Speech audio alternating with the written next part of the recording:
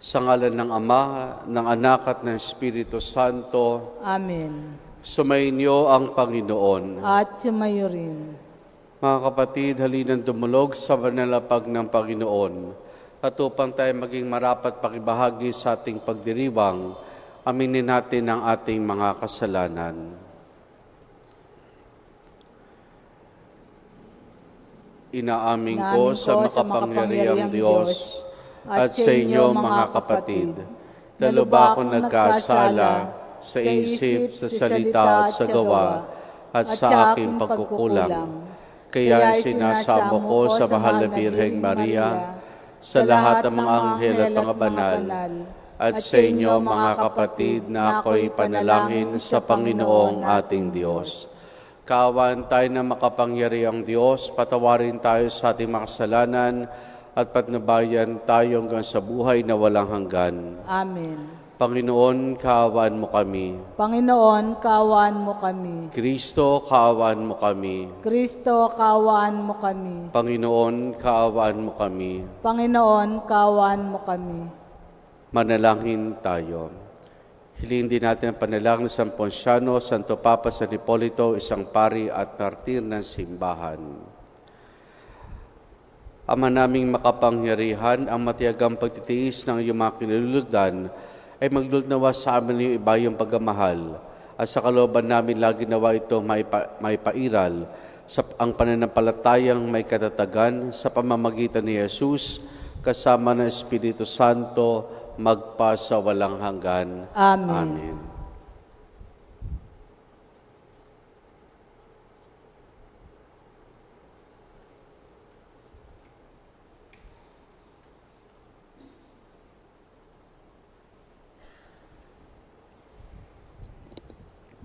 Ang salita ng Diyos mula sa aklat ng Propeta Ezekiel.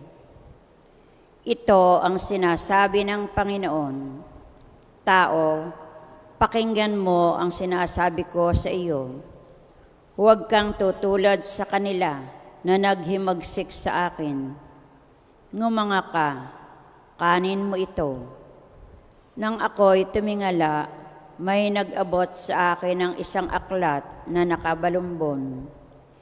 Iniladlad ko ito at nabasa ko sa magkabila ang mga panambitan, pagdadalamhati at sumpa. Sinabi pa sa akin, kanin mo ang aklat na ito. Pagkatapos, magpahayag ka sa sambayanan ni Israel. Ngumanga ako upang kanin ang aklat. Sinabi niya sa akin, kanin mo ito at magpakabusog ka. Kinain ko nga ang aklat. Ang lasa ko ay parang pulot-pukyutan. Sinabi niya sa akin, Tao, pumunta ka sa sambayan ng Israel at sabihin mo ang pinasasabi ko sa iyo. Ang salita ng Diyos. Salamat sa Diyos. Salmong tugunan, O kay tamis na namnamin, ang utos mong bigay sa amin. O kay tamis na namnamin, ang utos mong bigay sa akin. Nagagalak na sundin, yaong iyong kautosan, higit pa sa pagkagalak na dulot ng kayamanan. O kay tamis na namnamin, ang utos mong bigay sa akin. Ang buo mong kautosan sa akin ay umaaliw. Siyang gurong nagpapayo sa lahat kong suliranin. O kay tamis na namnamin, ang utos mong bigay sa akin. Higit pa sa gintot pilak nitong buong sanlibutan, ang mabuting idudulot ng bigay mong kautosan. O kay tamis na namnamin, ang utos mong bigay sa akin. O kay tamis na namnamin, ang utos mong ibinigay. Matamis pa kaysa pulot, yaong lasang tinataglay. O kay tamis na namnamin, ang utos mong bigay sa akin. Halos humihingal ako dahilan sa kasabikan. Namata mo yaong aking minimithing kautusan. O kay tamis na namnamin ang utos mong bigay sa akin.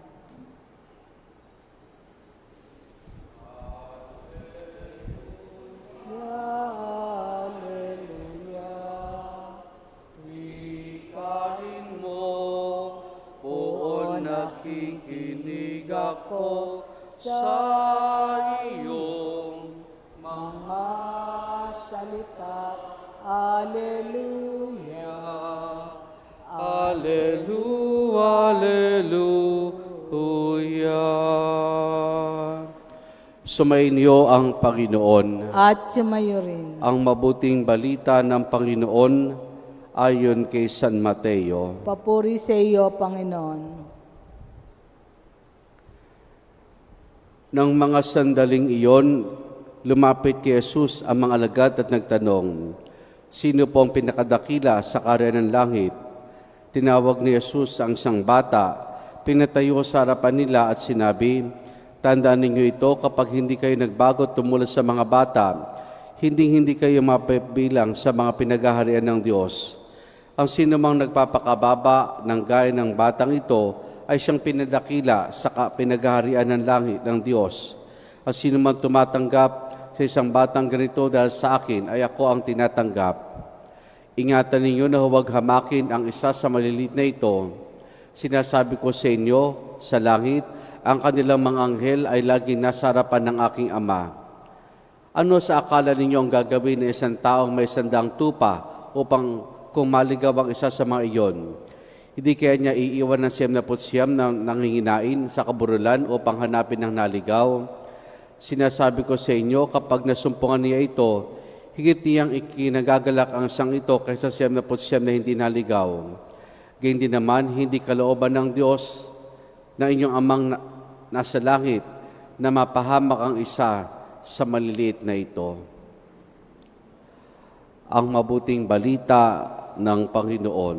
Pinupuri ka namin, Panginoong Jesucristo. Magandang umaga po sa inyong lahat. Sabi po ni San Agustin, "Become what you receive." Become what you receive. Sa ating pong unang pagbasa mula po sa aklat ni Ezekiel, ay ating natunghayan dito ang tilabagang pagpausap ng Diyos at Ezekiel. Kahapon po ay ating natunghayan nung makita ni Ezekiel ang kadakilaan ng Diyos sa pamamagitan ng iba't ibang mga imahen ng kalikasan. At yan ay ating natunghayan sa ating unang pagbasa na pinakain ng Diyos yung balumbon ng salita at nung kanyang kinain ay ang panlasa niya ay parang pulot-pukyutan ito. Kinain o pinakain ng Diyos ang salita. Ito'y pagkapahayag ng Diyos kay Ezekiel na sumula sa araw na iyon, ano man ang kanyang ipapahayag, ito'y magmumula sa Diyos bilang isang propeta. Kumbaga, siya yung tagapagpahayag na anuman ang sasabihin ng Diyos sa kanyang bayang Israel. Pero hindi lang yung sasabihin, kundi yung mismong pamamaraan na magiging pamumuhay ni Ezekiel ay dapat na makita sa kanya ang pagiging isang propeta. Kumbaga, bilang isang sinugo, hinirang ng Diyos. At ito isang magandang paalaala sa bawat isa sa atin. Dahil, sabi nga, become what you receive. Become what you receive. Maganda tanongin natin ating mga sarili. Ano ba yung madalas, sabihin natin parang tinatanggap, pinakakain natin sa ating isipan. Kasi kung naman yung ating tinatanggap, ay maaaring nakaapekto sa pamamaraan ng ating pagkilos sa pamamaraan ng ating pagkipag-ugnayan sa ating kapwa. Paano po yun?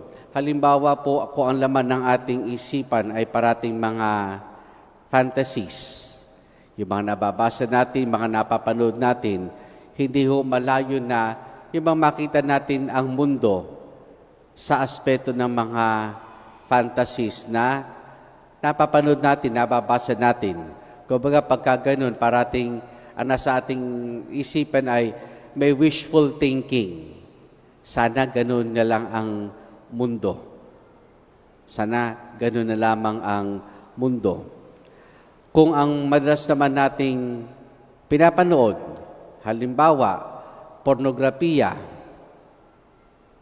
kung madalas nating pinapanood, nababasa tungkol sa pornografiya, hindi ho malayo na lumabas sa pamamaraan nating pagkilos, sa pamamaraan ng ating pagkapag-ugnayan sa kapwa, ang mga ganoong pamamaraan na maring isipin natin na yung ang mga bagay-bagay tungkol sa sex ay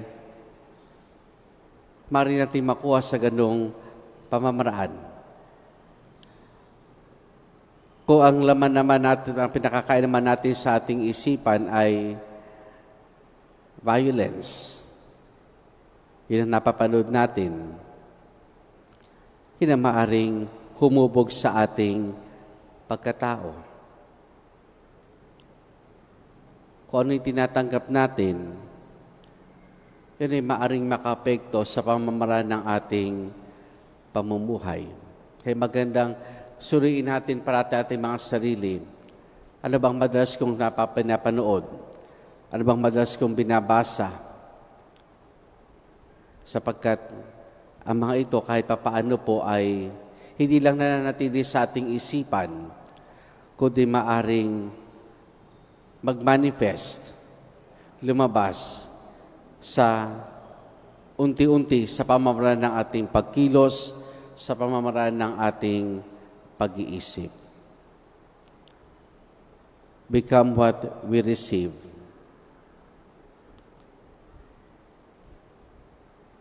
Tayo, linggo-linggo, tumatanggap, pinakikinggan ng salita ng Diyos, tumatanggap ng banal na komunyon.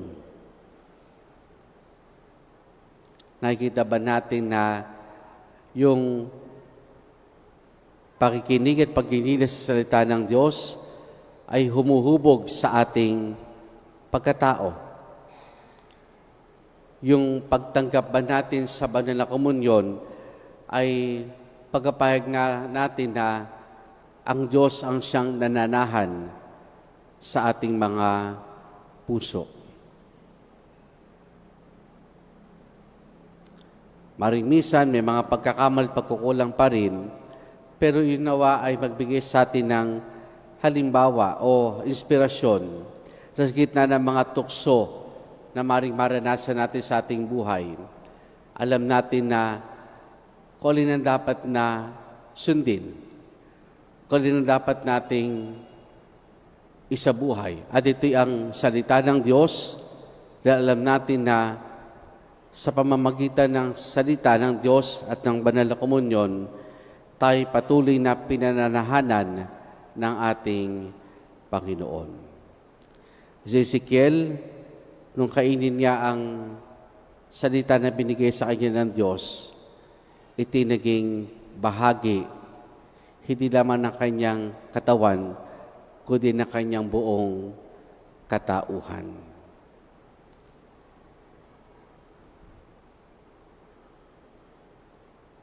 Dito ko nais iugnay yung ating ebanghelyo. Dito sa ebanghelyo, natin dito yung tanong ng Panginoon na tungkol sa nawawalay santupa. Kasi isa yan sa maaaring maging dahilan ng ating pagkawala sa piling ng Diyos. Sa kung ano ang tinatanggap, nilalaman ng ating isip at puso, iti maaring maglayo sa atin sa Diyos. Kapalad tayo sapagkat araw-araw maaari nating matanggap ang Diyos. Araw-araw maaari nating mabasa, mapakinggan ang Kanyang salita. At ito, mga kapatid, ay malaking tulong para sa bawat isa sa atin upang tayo ay, katulad ni Ezekiel, ay maging alagad ng ating Panginoon na nahuhubog ng Kanyang salita at ng ating Panginoon. Amen.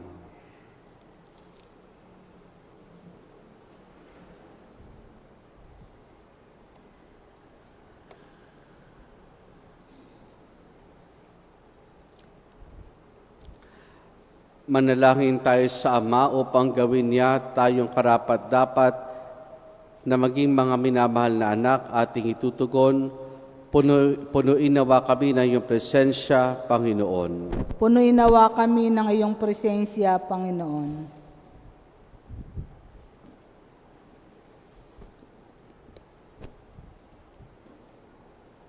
Ang simbahan naway maging epektibong instrumento sa pagpapalalim ng pananampalataya ng mga anak.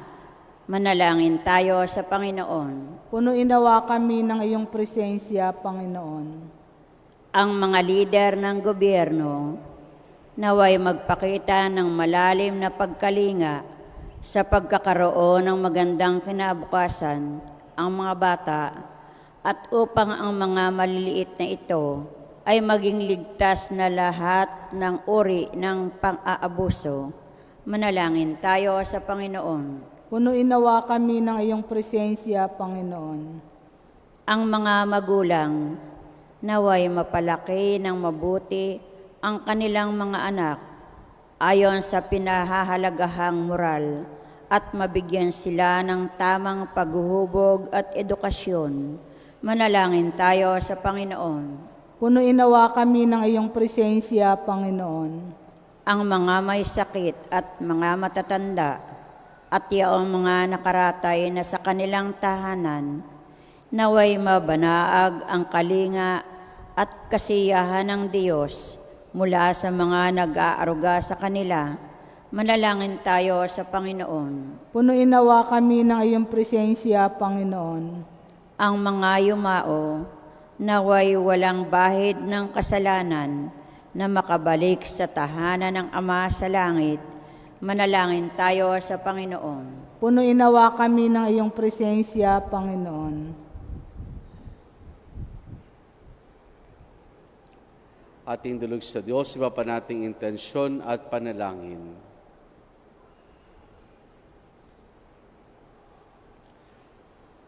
Ama, pakinggan mo ang mga panalangin ng iyong mga anak na sumasampalataya sa iyo.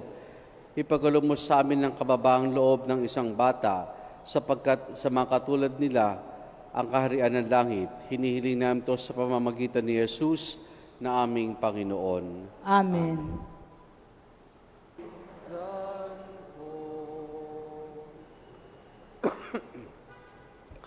Manalangin kay mga kapatid upang ang paghahain natin ay kalugdan ng Diyos amang makapangyarihan. Tanggapin nawa ng Panginoon itong paghahain sa iyong mga kamay, sa kapurihan niya at karangalan sa ating kapakinabangan at sa buong sambayanan niyang banal. Ama naming lumikha, kalugdan mo ang mga alay na iyong sambayanan, ang ipinamagandang loob mong ibigay sa amin upang maihain, at siya nawang gumanap na iyong ginagawa upang kami tubusin, sa pamamagitan ni Jesus kasama ng Espiritu Santo magpasawalang hanggan. Amen.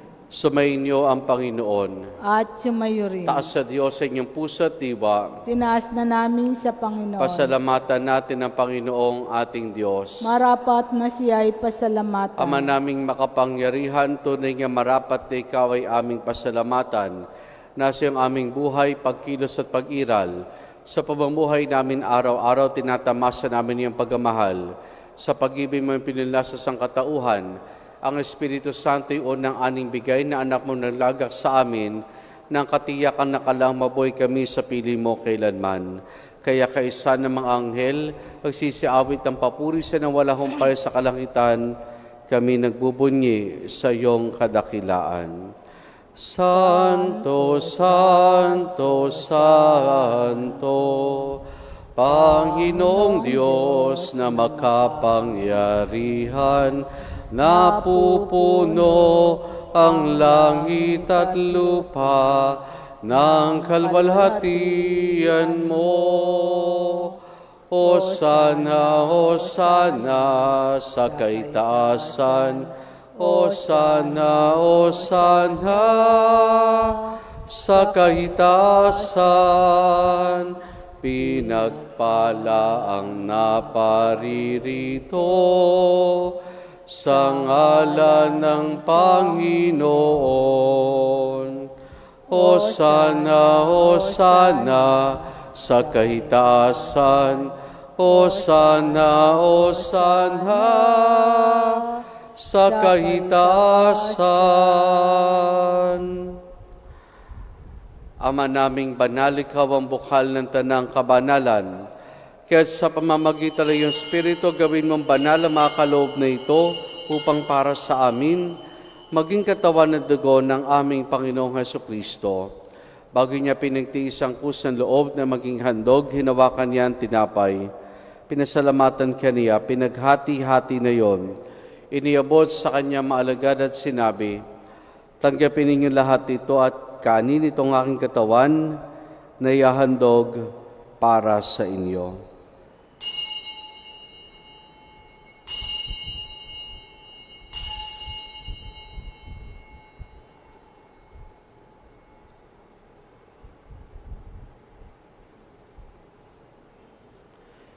Gayun din naman nang matapos ang hapunan, hinawakan niya ang kalis. Muli kanyang pinasalamatan. Iniabot niyang kalis sa kanyang maalagad at sinabi, tanggapin ninyo lahat ito at inumin itong kalis ng aking dugo, ng bago't wala hanggang tipan.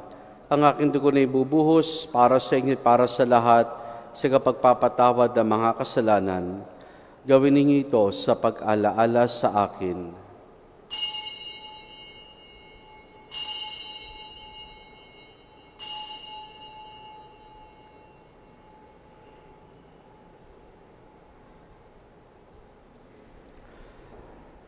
Ang misteryo ng ating pananampalataya. Si Kristo'y namatay, si Kristo'y nabuhay, si Kristo'y babalik sa wakas ng panahon. Ama, ginagawa namin ngayon ang pag-alaala sa pagkamatay at muling pagkabuhay ni iyong anak, kaya tinialay namin sa iyo ang tinapay na nagbibigay buhay at ang kalis sa kakaloob ng kaligtasan. Kami nagpapasalamat dahil kami minarapat at tumayo sa harap mo para maglingkod sa iyo.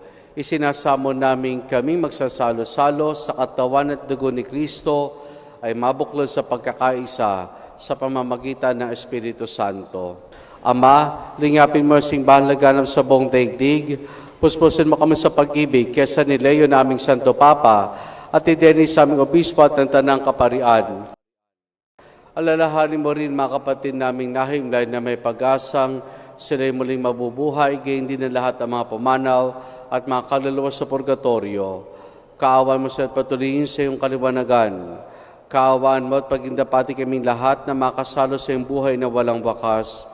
Kaisa ng mahal na Birheng Maria, na Ina ng Diyos, ang kanyang kabiyak ng puso si San Jose, kaisa ng mga apostol ni San Juan Bautista at ang lahat ng mga banal na namuhay dito sa daigdig ng kalugod-lugod sa iyo, may pagdiwanawan namin ang pagpupuri sa kararangal mo sa pamamagitan ng iyong anak na aming Panginoong Hesukristo. Sa pamamagitan ni Kristo, kasama niya at sa Kanya, ang lahat ng parangal papuri sa iyo, Diyos Ama makapangyarihan, kasama ng Espiritu Santo, magpa sa walang hanggan. Amen. Amen. Sa tagubilin man nakagagaling na utos sa turo ni Jesus na Panginoon natin at Diyos, ipahayag po natin ng lakas loob. Ama namin, sumasalangit ka, sambahin ang ngalan mo. Mapasa amin ang kaharian mo, sundin ang loob mo. dito sa lupa para ng sa langit.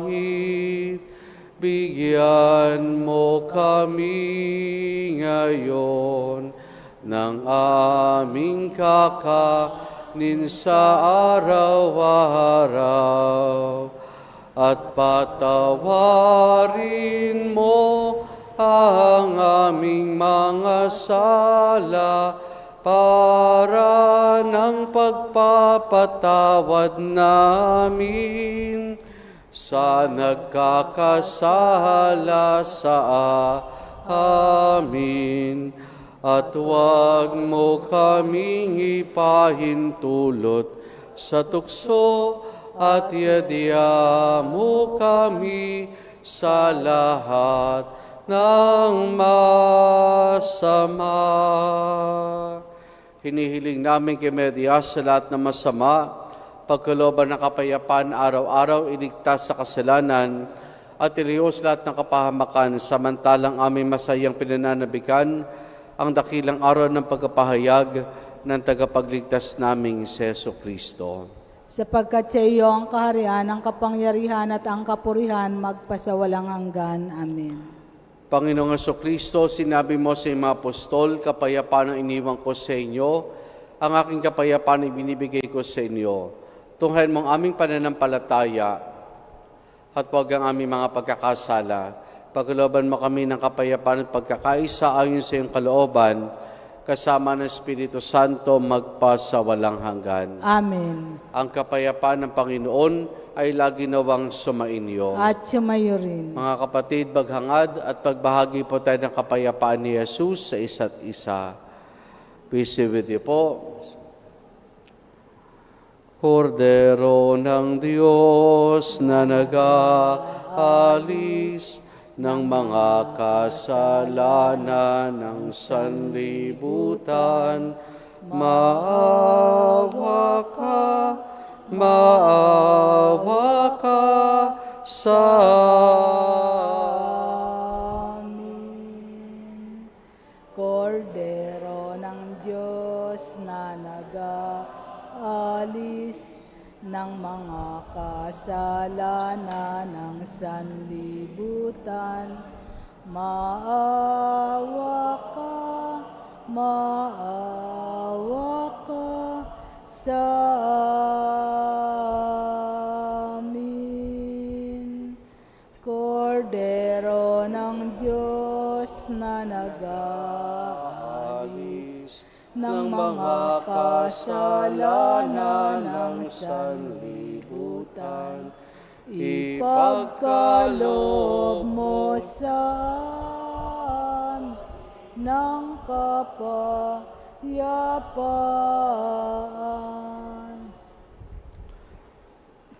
Narito si Jesus, ang Kordero ng Diyos.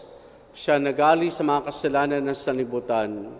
Mapalad ang mga inaaniyahin niya makiisa sa kanyang banal na piging. Panginoon, hindi ako karapat-dapat na magpatuloy sa iyo, ngunit sa isang salita mo lamang ay gagaling na ako.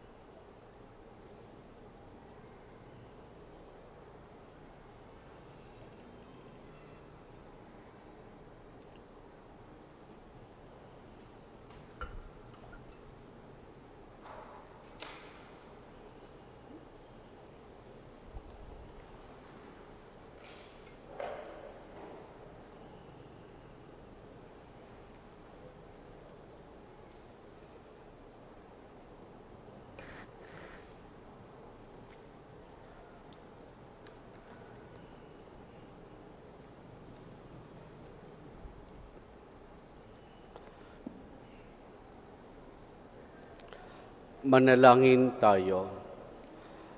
Ama naming mapagmahal, ang pakikinabang namin sa piging na banal ay magdulot nawa sa amin ng kaligtasan at pagtanghal sa amin sa luluning ng iyong katapatan sa pamamagitan ni Jesus kasama ng Espiritu Santo magpa sa walang hanggan. Amen. Amen. Sumainyo ang Panginoon At sumayo rin. at pagpalain tayong lahat ng mabutit mapagmahal na Diyos sa Ama, Anak at Espiritu Santo. Amen. Naialay na natin ang pagdiriwang ng banal na misa. Humayo tayo, taglay ang kapayapaan pag-ibig ng Panginoon. Salamat sa Diyos. Purihin po natin ang ating Panginoon. Magpasalamat kayo